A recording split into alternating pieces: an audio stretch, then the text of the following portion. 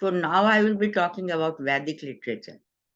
As we were saying time to time that Indian literature is the oldest literature, but it has two parts. It is classed in two parts.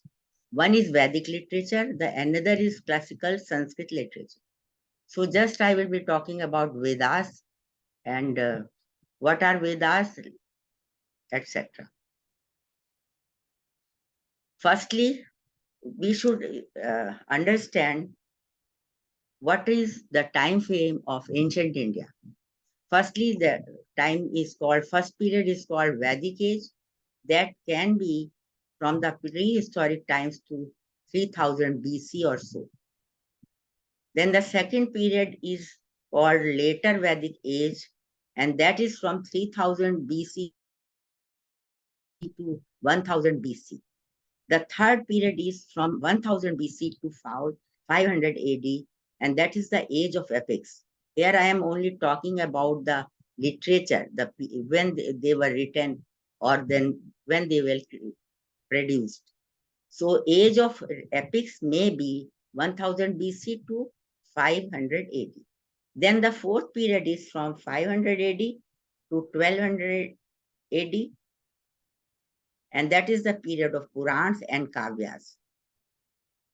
So this is broadly speaking, ancient India is divided into four parts, but I am not sure that all historians will agree with this because still time frame chronology is not decided in ancient Indian history. No one can decide the exact time of Vedas, especially Vedas time frame or period is very difficult to decide. And if broadly speaking, then you can say 3000 BC, may not later than that. This is the lower limit. You can go up to 4000 BC, 5000 BC, etc., but not later than 3000 BC. This is the limit, lowest limit. It should not be crossed. In ancient India, this is interesting, and you have heard about that time to time. There were universities also. In ancient India, Nalanda was there. It is a very well-known, even these uh, buildings are there, part of the building ruins are there. And Harshvardhan is receiving one song at the Nalanda. This is a picture. These are the remains of Nalanda. So it is an ancient university, but most ancient is Takshashila.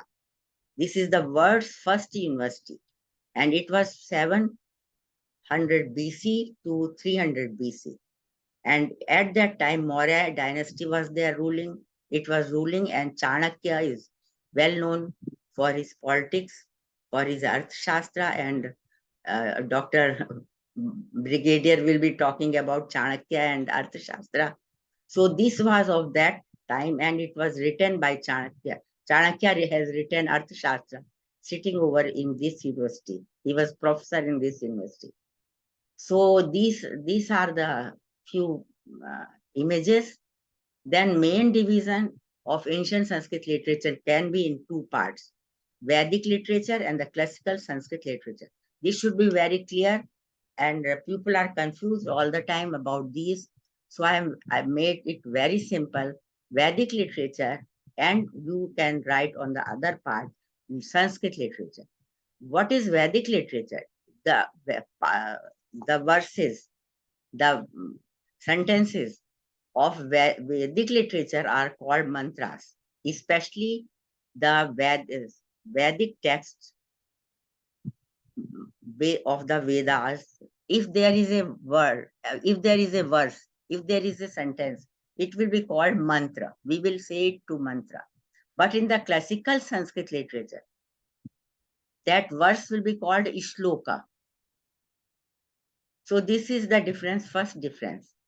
Then second difference is mantras are revealed by rishis.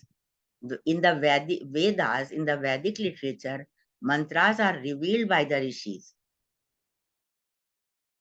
They are not written by the rishis. They are not done by the rishis. They are revealed by the rishis. They are not doer of, they are not writer of mantras.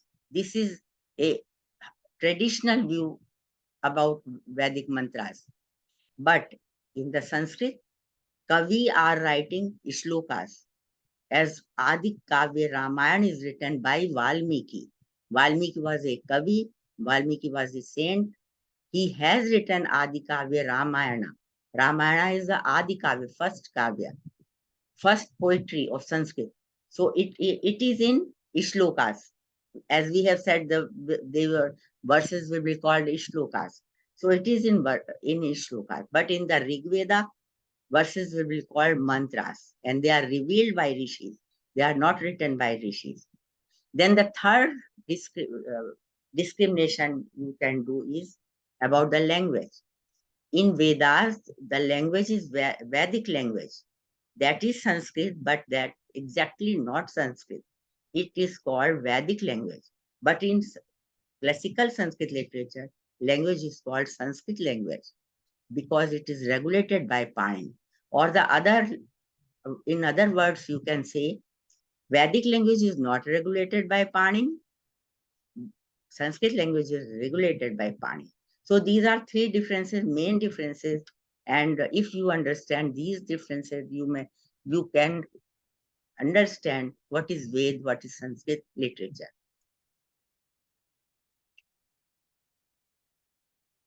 Then again, I am doing other discrimination, Vedic language, Sanskrit language.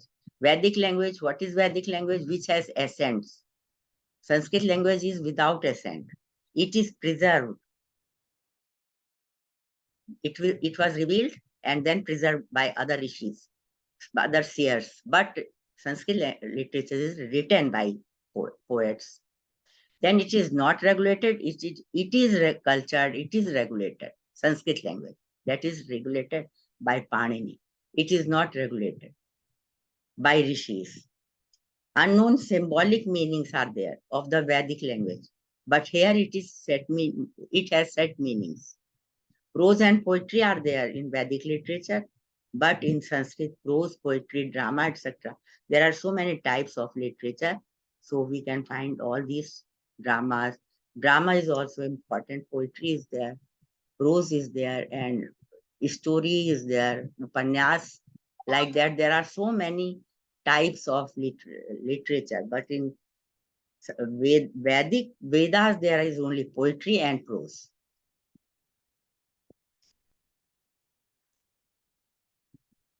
What is the meaning of Ved? Ved means knowledge. Simply, you can understand what is Ved. Ved means knowledge. Because it is coming from the root Vid. Vid means to know. Vid from the all Sanskrit words are coming from roots. If you will understand root, then you will understand the meaning. No problem will be there.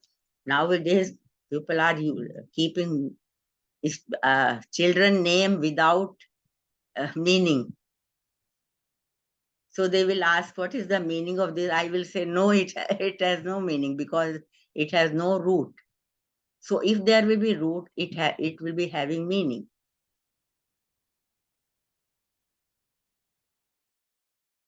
And that is why Vedas, Vedic works are containing knowledge, containing Vidya. You can say that Ved is knowledge. Simply you can say, which knowledge? All sort of knowledge. Does not have in one knowledge. It has worldly knowledge, it has spiritual knowledge, it has high knowledge, it has lower knowledge, and all disciplines, all knowledge systems are coming from Vedas. It is a unaltered treasure house of knowledge. It is called Shruti. This is important word used for Ved. Shruti. Shruti means which is heard. Shru dhatu. Shru root is there. Shru means heard. Sunna. Sunana. जिसे सुना गया वो श्रुति है. Ved is called Shruti. अभी हमने बताया वो revealed हुआ है। जब रिवील्ड हुआ तो जो दूसरे अपर ऋषि थे, लोअर टाइप के ऋषि थे, दे heard that verses and they remembered them. So like that it was preserved. That knowledge was preserved. So the another name for Ved is Shruti, revealed by the rishis, which were higher rishis. Then they have not written, but remembered by the next rishis, which were lower type of rishis. And like that, it is coming for the thousands of years. When I am telling you the 3000 BC, that is the time of when they were collected. All the verses were collected. But before that, they were heard, they were remembered by the people, by the rishis. So Indian tradition says Ved is Shruti. Thus they are preserved through parampara. Why parampara? Par se upper, upper. Parampara has two words. Now you can always think about like this and you will get the meaning. Par, then upper. Par is superior, upper is lower, subordinate. So a superior is giving it to another, which is subordinate, insubordinate, as guru is giving to shishya. So like that. So from one to another, it is coming from one to another, one to another. And just in this time, present time, we are here. So it is coming to us. And now it is our duty. We should give to it to our next generation. So this is a type of preservation. This is a type of transformation of knowledge of Vedas, because they were not written, and that is the reason they were preserved. This is a very important thing. They were remembered by persons. They were all the time they were reciting them, so it was remembered. So no one can destroy from your mind anything. Smriti or tradition work written by acharyas. So what is the importance of knowledge? Significance of Vedas due to many factors: earlier recorded poetry and prose literature, authoritative knowledge, self-evident. Self-evident is also important because it doesn't need any proof, any evidence from anyone. Vedas are self-evident. Swatah praman hai. Basic of Indian knowledge system. The one who have faith in Vedas is called Astik. The one who have not faith in the Vedas is called Nastik. And it is the root of philosophy and culture of all the Hindus. So if there is no time, I can stop. And what is your instruction? No, how much do you have? Let's finish it. Acha, okay. The importance of Vedas. Spiritual knowledge, all sorts of knowledge. I have said this. Vedas are knowledge, and it is unaltered treasure house of true knowledge. This line is very important. Unaltered. There is no alteration. It is true knowledge. Many commentators and books and to understand its difficult concept, but concepts are very difficult. So many commentaries are written, books are written to understand its concept. Max Muller has said one time that the text of the Vedas has been handed down to us with such accuracy and care that there is hardly any change in the words or there is any uncertain aspect in the whole of the Vedas. The credit for this goes to Vedic seers, rishis, who devised means of protecting and preserving the text of the Vedas letter by letter. So it is very important and unaltered. This I am explaining here the term unaltered. It is preserved, it is not changed, it is unaltered. And they used certain means to preserve the text and the meaning. These means are difficult to understand, but there were ways, as accents were there, Vikriti, Patha, all these things. If they will remember a verse They will not remember it simply Agnimide Purohitam Yagyas Devam Ritvajam Hotaram Ratnadhatmam. This is first verse of the Rig Veda. Then they will say Agnimide Ide Purohitam Purohitam Magne Yagyasya.